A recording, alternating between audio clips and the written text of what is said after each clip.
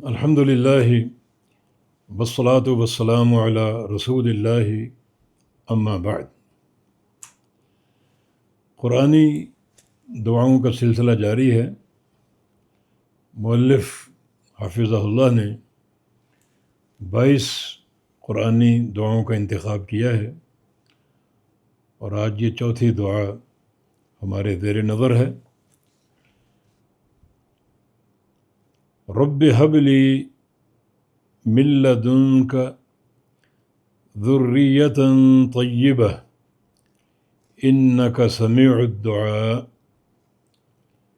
رب حب لی من لدنک ذریۃ طیبہ انک سمیع الدعاء۔ یہ سورہ آل عمران کی آیت نمبر 38 ہے، اور یہ انتہائی عمدہ، مضبوط اور قوی دعا ہے طلب اولاد کے لیے۔ اگر کسی انسان کو نیک بیٹے کی خواہش ہو تو یہ دعا کثرت سے کرے۔ یہ طلب اولاد کے لیے انتہائی عظیم دعا ہے۔ یہ دعا زکریا علیہ السلام نے فرمائی تھی، اور اللہ تعالیٰ نے یہ دعا قبول کر کے انہیں بیٹا عطا فرمایا، یحییٰ علیہ السلام۔ حالانکہ اس وقت زکریا علیہ السلام انتہائی بوڑھے ہو چکے تھے، اور بیوی بھی بوڑھی ہونے کے ساتھ ساتھ بانجھ بھی تھی، مگر اللہ پر توکل، دعا کی اور اللہ نے قبول کر لی، اور نیک بیٹے کی بشارت دے دی۔ دعا سن لیجئے، ربی، اے میرے رب۔ حرف ندا محذوف ہے، اصل میں ہے یا ربی، اے میرے رب۔ اگر یہ دعا کرنا چاہتے ہیں تو پہلے یہاں ٹھہرو اور سوچو کہ اس کو رب مانتے ہو۔ رب کا معنی پالنے والا، مشکل کشائی کرنے والا، حاجت روائی کرنے والا، دستگیری کرنے والا، داتا، غوث۔ صرف اس کو مانتے ہو، پھر یہ دعا کرو۔ اور رب کہہ کر اولاد کی طلب، پہلے سوچو یہ عقیدہ ہے کہ استغاثہ صرف اللہ سے کرنا ہے، استعانت صرف اللہ سے کرنی ہے، سوال صرف اللہ سے کرنا ہے۔ یہ مختلف درگاہیں، یہ قبے اور آستانے کوئی پکارے جانے کے لائق نہیں ہیں۔ ایاک نعبد و ایاک نستعین، ہم خالص تیری عبادت کرتے ہیں، کسی اور کی نہیں، اور تجھی سے استعانت کرتے ہیں، کسی اور سے نہیں۔ نبی علیہ السلام کی حدیث، اذا سألت فاسأل اللہ وَإِذَا اسْتَعَنْتَ فَاسْتَعِنْ بِاللَّهِ۔ جب بھی سوال کرو اللہ سے کرو، اور جب بھی مدد طلب کرو اللہ سے کرو۔ تو ربی، اللہ سے کہہ رہے ہو، اے میرے رب، اس کو رب مانتے ہو؟ وہی ذات استغاثے کے لائق ہے، یہ عقیدہ رکھتے ہو؟ پھر رب کہو۔ اور اگر غیروں سے استغاثہ کرتے ہو، غیروں کو غوث، دستگیر اور حاجت روا، مشکل کشا مانتے ہو، تو تمہارا رب کہنا جھوٹ ہے۔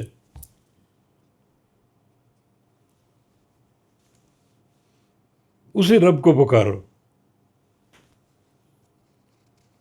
ربی، اے میرے رب، حب لی، مجھے عطا فرما۔ یہ حب امر کا صیغہ ہے، امر میں حکم ہوتا ہے، یہاں امر طلب کے معنی میں، تواضع، اللہ تعالیٰ سے استدعا، میرے رب مجھے عطا فرما من لدن کا، اپنی طرف سے، کیونکہ تو ہر شے پر قادر۔ جو ظاہری اسباب ہیں اولاد کے وہ ہم میں ختم ہو چکے، میں بوڑھا، ہڈیاں کمزور ہو چکی، بیوی بھی بوڑھی ہے اور بانجھ بھی ہے، اولاد کے حصول کے جو ظاہری اسباب ہیں، جو عادی اسباب ہیں، وہ موجود نہیں ہیں، مگر تو اسباب کا محتاج نہیں، اپنی طرف سے عطا فرما دے۔ دیکھیں یہ قوت توکل زکریا علیہ السلام کی۔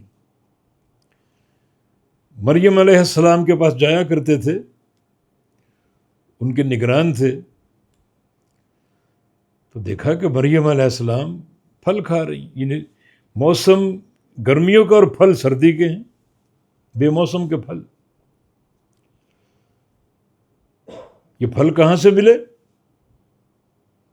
قالت ہوا من عند اللہ، اللہ کی طرف سے۔ تو اللہ ہر شے پر قادر، موسموں کا محتاج نہیں ہے۔ تو ہنالک دعا زکریا ربہ، وہیں زکریا علیہ السلام نے اپنے رب سے دعا کی۔ یہ ہنالک، وہیں، یہ بھی قابل غور ہے، یعنی مریم علیہ السلام کے پاس جہاں مریم موجود تھی،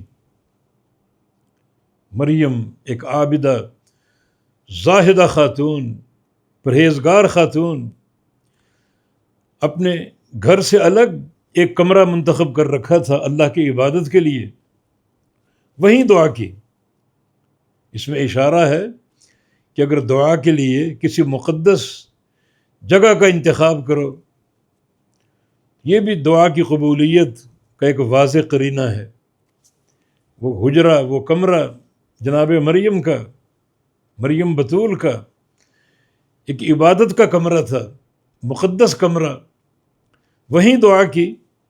یہ ہنالک خود قرآن نے ذکر کیا کہ دعا کے لیے اگر مقدس جگہ ہو، پاکیزہ جگہ ہو، تو یہ دعا کی قبولیت کو قریب کر دیتا ہے۔ تو زکریا نے وہیں دعا کی، اپنی کمزوری کا پہلے اعتراف کیا، رب انی وہن العظم منی واشتعل الرأس شیبا، یا اللہ میری ہڈیاں کمزور ہو چکی اور سر جو ہے سفیدی سے چمک رہا ہے، سارے بال سفید ہو چکے۔ بعض تفصیلی روایتوں میں ان کی عمر 120 سال تھی اس وقت، اور پھر ساتھ ساتھ وکانت امرأتی عاقرہ، بیوی بانجھ بھی ہے، بوڑھی بھی ہے، اسباب ختم ہو چکے، لیکن لم اکم بدعائک رب شقیہ، اے میرے رب میں تیری دعا سے اپنے آپ کو محروم نہیں سمجھتا، تو وسائل کا، اسباب کا محتاج نہیں، اسباب تو سارے ختم ہو چکے، اس لیے من لدن کا، اپنی طرف سے، کیونکہ تو اسباب کا محتاج نہیں ہے۔ جو عادی اسباب ہیں، معروف اسباب اولاد کے حصول کے، وہ سارے ختم ہو چکے۔ اے اللہ، اے میرے رب عطا فرما مجھے من لدن کا، اپنی طرف سے، ذریۃ طیبہ، بچہ، بیٹا، اولاد طیبہ، نیک، صالح، عمدہ۔ اس سے کیا ثابت ہو رہا ہے کہ خالی اولاد کا سوال نہ کرو، نیک اولاد کا سوال کرو۔ ہر بچہ نعمت نہیں ہے، ہم اولاد کو نعمت کہتے ہیں، رحمت کہتے ہیں، ہر بیٹا یا بیٹی نعمت یا رحمت نہیں ہو سکتی۔ ہاں نیک، دین کے رنگ میں رنگا ہوا، صالح بیٹا۔ زکریا علیہ السلام کے دل میں بیٹے کی الفت اور محبت تھی۔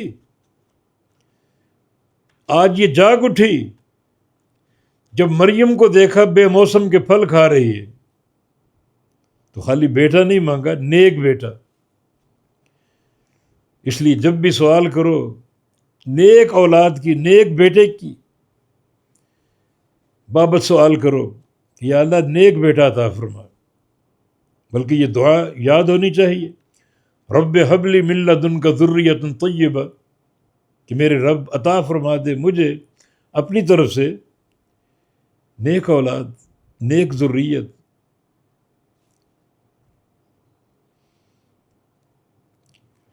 انک سمیع الدعاء، بے شک تو ہی دعا سننے والا ہے.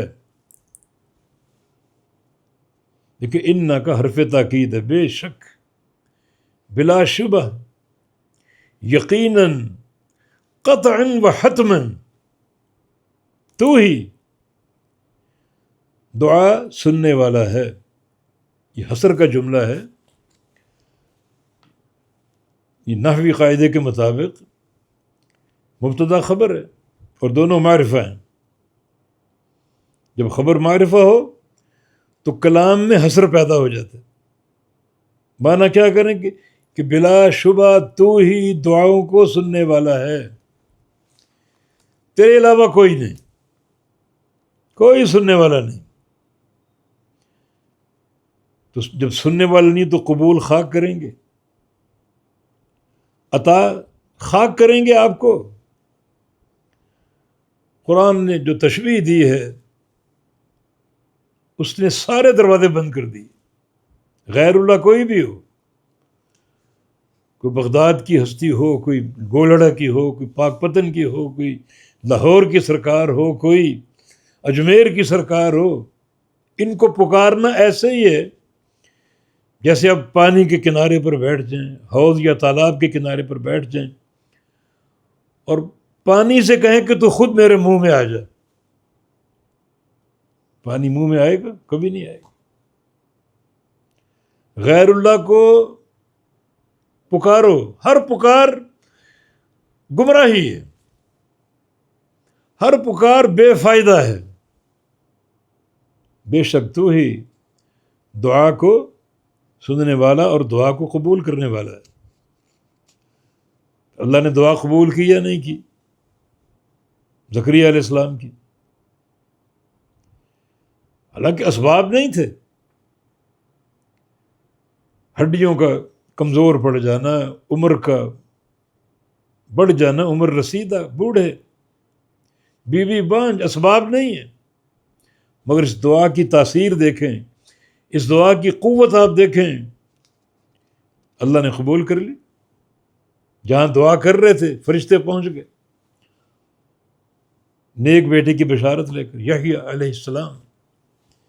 اللہ نے نام بھی خود رکھا، نیک بیٹے کی بشارت مل گئی. تو اس دعا کی اہمیت اور قوت ہے. کسی کو ذریت چاہیے، اولاد چاہیے، صالح اولاد، یہ دعا کرے زکریا علیہ السلام والی. یہ ایک نکتہ اور بھی ہے. زکریا علیہ السلام نے یہ دعا کی اللہ تعالیٰ کی نعمت کو دیکھ کر جو مریم کھا رہی تھی. من رحمت الہی برس رہی ہے، مریم کو پھل دستیاب ہیں بے موسم. جب رحمت برس رہی ہے تو آپ بھی سوال کر ڈالو، رحمت برس رہی، مجھے بھی عطا فرما دے، میں بھی تیری رحمت کا محتاج ہوں. تبھی حدیث میں آتا ہے کہ جب بارش برس رہی ہو تو دعا کیا کرو، اللہ تعالیٰ قبول کر لے گا. بارش بھی اللہ کی رحمت ہے، برس رہی ہے. یا اللہ تو یہ رحمت برسا رہا ہے، میری فلاں حاجت پوری کر دے، مجھے بھی رحمت عطا فرما دے. یہ سارے وسائل دعا کی قبولیت کے. سب سے بڑا وسیلہ زکریا علیہ السلام کا توکل. مریم کی کرامات دیکھیں، بے موسم کے پھل مل رہے ہیں، تو توکل اللہ تعالیٰ پر. اسباب نہیں ہیں، وسائل ختم ہو چکے، مگر من لدن کا اپنی طرف سے ذریت صالحہ عطا فرما دے، ذریت طیبہ عطا فرما دے، نیک اولاد عطا فرما دے. تو بڑی عظیم و شان دعا ہے، اس میں عقیدہ ہے، قبولیت کے اسباب ہیں. تو اس جامع دعا میں یہ ساری چیزیں جمع ہو گئی، یہ سارے امور اس میں جمع ہو گئے. تو آج اگر کسی کو نیک ذریت کی طلب اور تلاش ہے تو یہ دعا کرے، لیکن معنی کے فہم کے ساتھ، عقیدے کے استحضار کے ساتھ، توحید کی قوت کے ساتھ، اس عقیدے کے ساتھ کہ استغاثہ، استعانت صرف اللہ سے، دعا سننے والا صرف اللہ ہے اور کوئی نہیں، کوئی مشکل کشائی کرنے والا نہیں، کوئی حاجت روائی کرنے والا نہیں، کوئی عطا کرنے والا نہیں. وہ پانی قیامت تک آپ کے منہ میں نہیں آ سکتا. اس طرح یہ سارے جن کو پکارتے ہو، کوئی بغداد کی سرکار ہو، کوئی لاہور کی سرکار ہو، قیامت تک آپ کی کوئی دعا سن نہیں سکتے اور کوئی بات آپ کی پوری نہیں کر سکتے، کوئی حاجت آپ کی سنوار نہیں سکتے. تو اللہ تعالیٰ ان دعاؤں کی برکت سے ہمیں فہم توحید کی توفیق عطا فرما دے اور توکل کی قوت عطا فرما دے جو زکریا علیہ السلام کے اندر تھی، کہ اللہ تعالیٰ ہر دعا سننے والا اور قبول کرنے والا، اور اللہ نے قبول کی اور نیک بیٹا عطا فرما دیا. آج اگر نیک بیٹے کی طلب ہے، ہر شرک کو چھوڑ کر یہ سارے جو وسائل ہیں، یہ جو مختلف جو ارباب آپ نے بنا رکھے ہیں، پھیلے ہوئے ہیں، سب کو چھوڑ کر ایک اللہ سے تعلق قائم کرو، اسی کو پکارو، اسی سے مانگو، وہ عطا کرنے والا ہے. بارک اللہ فیکم. اقول قولی ھذا واستغفر اللہ لی ولکم، وآخر دعوانا ان الحمد للہ رب العالمین.